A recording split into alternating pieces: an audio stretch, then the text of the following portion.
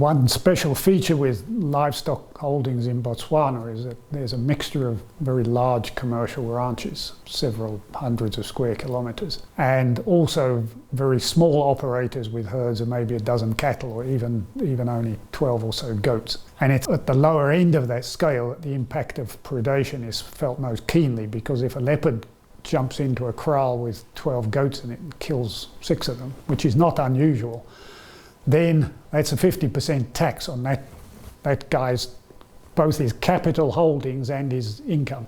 And nobody else pays 50% tax to preserve predators. Obviously, by cutting down on the propensity of leopards to kill livestock, that will cut the tax rate. But at the same time, there's a possibility that with various funding structures we can turn the leopards into a resource. And perhaps one of the simplest ways is to actually tap into a system that Botswana already has, whereby relatives tend to look after one another's cattle, is that we actually pay people to look after leopards. We say, we know you have leopards in your area. We will not only compensate you for all your goats, we will pay you extra on top of that, as long as you let the leopards stay there. And to monitor the existence of leopards is these days a fairly straightforward technical challenge. We can use camera trapping, we can use radio tracking with, if necessary, satellite collars. That's a soluble problem. It's really a mindset thing, is that people have got this odd notion that the guys out there who are suffering the losses must just put up with it. And I think that mindset has to change among the people who are motivating for conservation. And we'd be looking at replacing the guy's income. Instead of looking after goats, he looks after leopards effectively. That's just one funding model. Another funding model would be to say, okay, well, you've got a thriving population of leopards in your area, which is costing you so much in goats per year. We will buy one leopard from you. As long as the overall population stays about the same, we will take off one leopard as a hunting target, and we will compensate you for more than your goats were worth.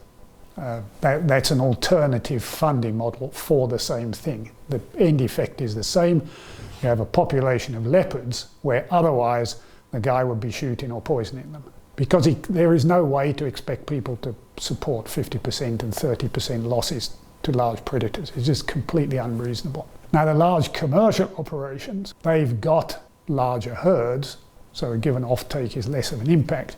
But they've also got the cash flow to have herders in attendance with the cattle, which makes a significant difference. And so there, the funding for tolerance would probably be slightly different, in that it would need more to be putting a cash value on individual animals. But for instance, for wild dogs, they're a quite significant problem on the cattle ranches. For the one cattle ranch that gets wild dogs denning on it, most of the year wild dogs are mobile. They move around. They'll go 10, 15, 20 kilometres in a day. They'll kill a cow on one farm, and they're 3 farms away the next day. They kill another cow, maybe. Typically they won't kill one full-grown cow a day. Say one every 2 to 3 days. But the load is spread, and the farmers are remarkably tolerant of that. They see that as part of the price of living in the bush. But when the wild dogs are denning, they kill a cow from the same farm every day or so. And that's a huge cost. But if you tot up the value of the cow on the land, so in other words, not the slaughter value at the abattoir, but what's it worth on the farm, and the number of cattle that a pack of wild dogs can be expected to kill in a denning season, it turns out you'd need to pay the farmer somewhere between $1,000 and $1,500 per puppy, because wild dogs raise about 12 pups a year. $1,000 to $1,500 per puppy is about the same as the mid-range of the charge per night for an Okavango tourist lodge. So it is not huge money. It is definitely doable. It's a mindset thing. We definitely need to start paying the landowners, the people who live on the land. We need to, 1, compensate them, and 2, make it profitable for them to have the wildlife on their land. How that funding flows will depend. Some of it can be hunting, some of it can be phototourism based, others can be purely reward based. And whoever claims to be interested in wildlife conservation can be pumping money into that system. So development, I think, that is quite important, and which is starting to gather some momentum actually throughout Africa, but particularly in Botswana, is that the research on large carnivores in general, is moving from the national parks and the protected areas out into the areas where the animals are actually problem animals. In Botswana, it is quite noticeable that along the borders of the protected areas, there are hotspots of conflict, especially with things like lions, which are quite mobile, and spotted hyenas.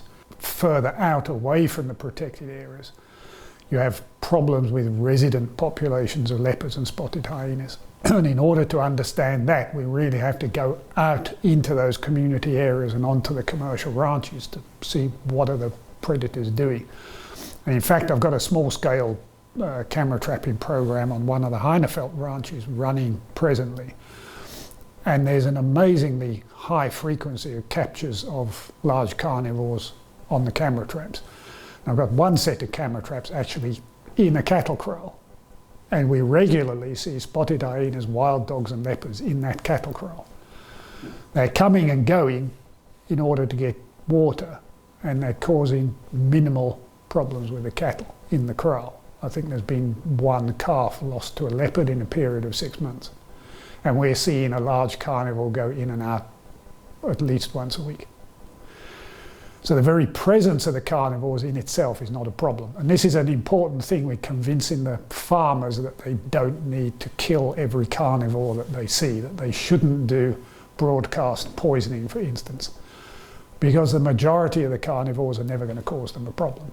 It should, in principle, be possible to identify, especially if we've got camera traps. There's an incredibly potent technology which is now available off the shelf.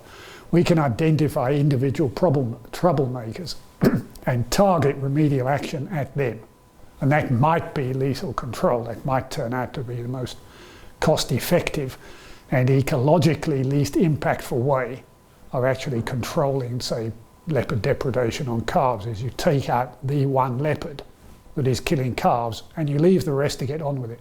And that development can only take place in the areas where the animals are causing the problems, which is on the cattle ranches and in the communal areas where the people are herding goats and cattle.